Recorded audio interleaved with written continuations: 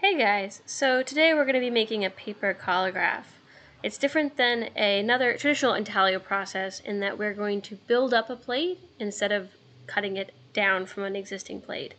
I think this is a great opportunity to use a shaped plate. There's no need for a square. So go ahead and grab the materials that you're going to need for this. I'm using a pencil, an X-Acto knife, or an Alpha knife in my case, an eraser, and I'm working on a pad of bristle as my matrix for this.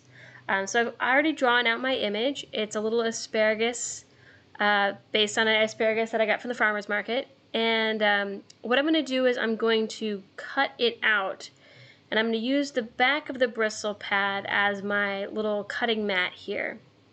Now, you could use something like a piece of mat board instead of a piece of bristle. I find that mat board is a little bit harder to cut into. So for this particular purpose, that's why I enjoy using bristle. And I'm also going to build it up with more than one layer of bristles. So you just want to be conscientious if you are doing a cut shaped plate. How fragile is that plate and what kind of abuse it can take. So while this is a shaped plate, it really only has that one little delicate spot, and I can be pretty careful about it. So for the first step here, I'm just cutting out the outline of my asparagus, and then I'm going to trace it and cut that out again. And that'll be the starting base for my collagraph plate. The word collagraph comes from the word collage, and so in many ways we're actually creating a collage plate. The great thing about making a collagraph plate is that you can literally create the plate out of anything. You can glue anything down to your plate to create a variety of textures, surface. There's a lot of open-ended approaches to how you can work the plate. The downside is that you can glue anything down to your plate. And so sometimes when students are learning how to make a collagraph, they get so excited about the textures and the possibility of textures that they don't think about the overall hodgepodge quality that can create on a plate. So with this particular collagraph, I'm limiting the marks to only cut edges. And that's going to give me a really sort of, it's more about the drawing and less about the textures. Now, you could glue down textures, and you could, I've seen some really incredible work where artists will glue down carborundum grit, and that will hold ink somewhat like an aquatint to create tonal areas in the plate. My advice to you is to choose, if you do want to go into the path of gluing down textures, you choose a couple of textures that you find to be really successful and limit that down. So now I'm going to go ahead and trace out this plate onto a second piece of Bristol here and cut that out again. My idea with this plate is that I want to have the little rubber bands that are holding the asparagus together, I want them to look like they're popping forward. So what I'm going to do is I'm going to cut out little strips of Bristol and glue them on top. But then for the deep shadows that are between the asparagus, I actually want them to look more recessed. So what I'm going to do is I'm going to cut them out of the plate that has a drawing. But if I just cut them out and there's nothing behind it to hold the ink in place, it'll print white. So what I need is a surface underneath that can hold that plate. If you've done a little bit of research in collagraphs, sometimes people will do this with mat board, where they'll cut partially way through the mat board to create these sort of recessed areas. And I'm also planning to intaglio wipe this plate. You can either relief roll a collagraph plate, or you can intaglio wipe a collagraph plate. Or if you're feeling fancy, you can actually do both. I was not feeling fancy, and so I am only intaglio wiping this particular plate. So now that I've got the two cut out and they match and they line up, I'm going to go in and I'm going to incise some of these lines that are my shadows. I'm going to actually remove a sort of sliver of paper in those lines. And I'm thinking about line weight and the thickness of the line. Instead of just scoring a scratch into the plate, I'm actually removing a sliver of material. And and thinking about the sort of thickness of the shadow depending on where it lands on the asparagus. Now, I do want to say that if you score your plate with a scratch, that will also hold ink. It's just a matter of how wide you want your lines to be and how juicy you want the different areas of shadow to be on your plate. And so for this particular plate, I'm just kind of like incising it and then removing those bits because there were some deep shadows between the asparagus and I want them to be fairly rich and juicy here. Now, hindsight is 20/20, and I found that cutting the Bristol was actually kind of difficult on my hands after a while. And I also found that the height difference of the Bristol held a little bit more ink than I really wanted. And so if I was to do this plate again, instead of cutting the top layer, the drawing layer out of Bristol, I might actually have a under drawing, under shape that's Bristol, and then have the top layer cut out of maybe a thinner weight piece of paper. Although I do like the structure and solidity that I got from the Bristol, I found that it was just, it held a lot of ink in these grooves. And if you've taken my etching class, my etching students, it kind of held ink like a swimming pool. And so it made wiping the plate with enough ink staying in those low spots a little bit tricky. So just keep that in mind. If you're scoring really narrow lines, it's easier to hold ink in those lines. But if you're scoring wide lines, like I'm doing here, you really have to be careful when you're carding on the ink that you don't accidentally card out a ton of ink from those lines. And so here we go.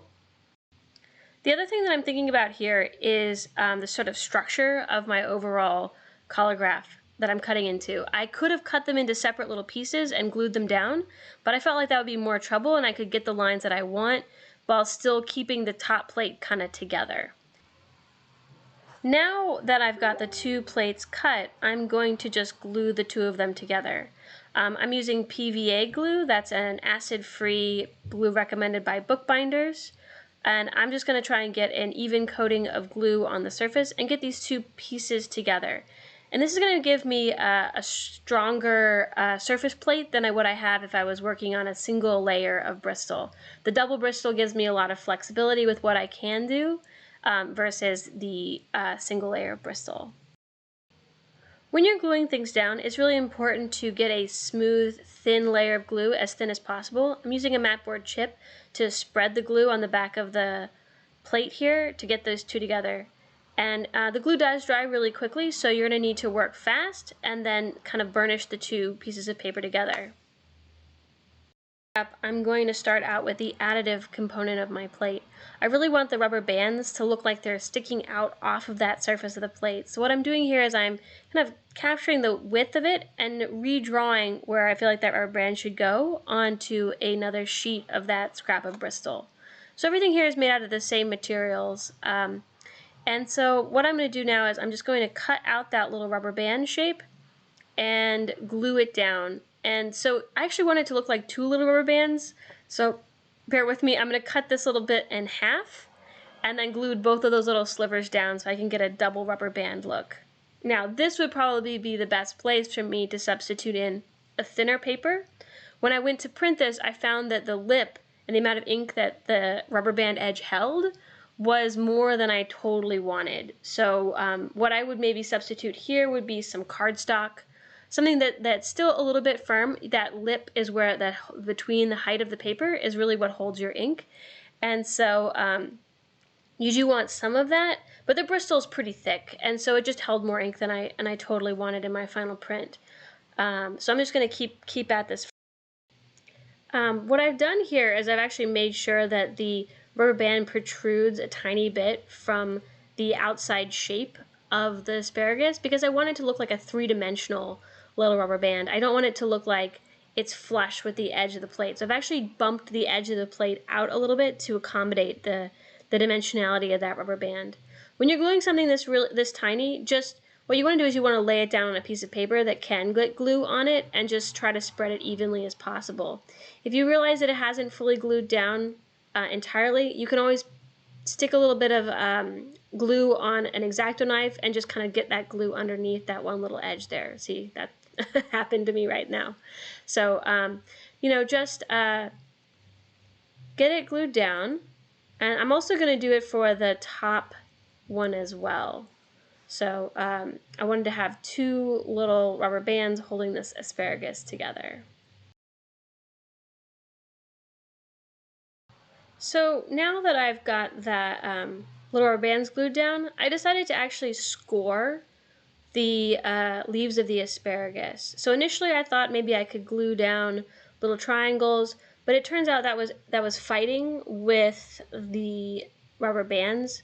It was just poking forward too much. I didn't like the way that they kind of couldn't taper off very easily. So I decided it just looks so much better to score them and give little grooves.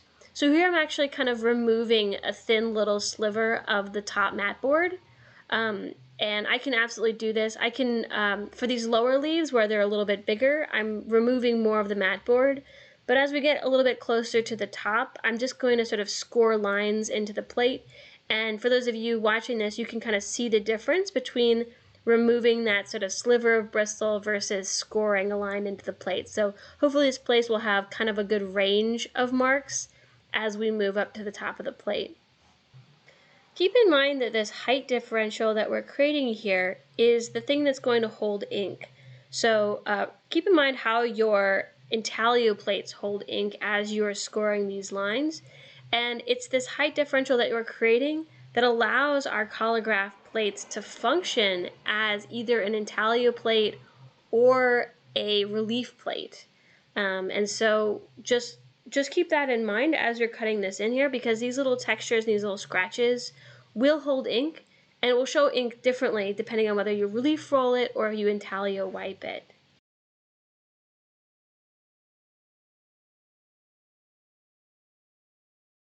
So now that you've got your plate ready, you need to seal it thoroughly. Ideally, you would use something like a Liquitex gloss varnish or a gel medium, but you don't want to use a matte medium. This is really critical.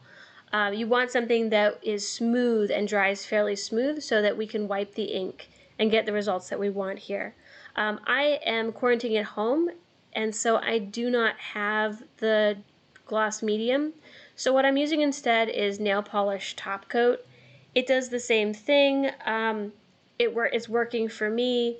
If you do not have gel medium, this is a good substitute. So you want to make sure that you thoroughly coat it. It might take more than one layer, and you want to get it into all those low spots. It's also really helpful to coat the back of your plate as well as the front. This will protect your plate from some of the abuse of printing. It'll kind of give it a little bit more structural integrity. It will also mean that your plate doesn't drink up so much of that ink, because when you apply ink, the paper absorbs it. And so then you have to keep applying more ink, and it's really hard to judge how much ink you've got on your plate. It'll also make it easier for you to clean your plate when you're finished. I recommend doing a couple layers, letting it dry, and then building it up in multiple layers. But basically then you have your collagraph plate ready to print. And I will share printing this plate at home in my next video so you can see how that turns out. But there it is.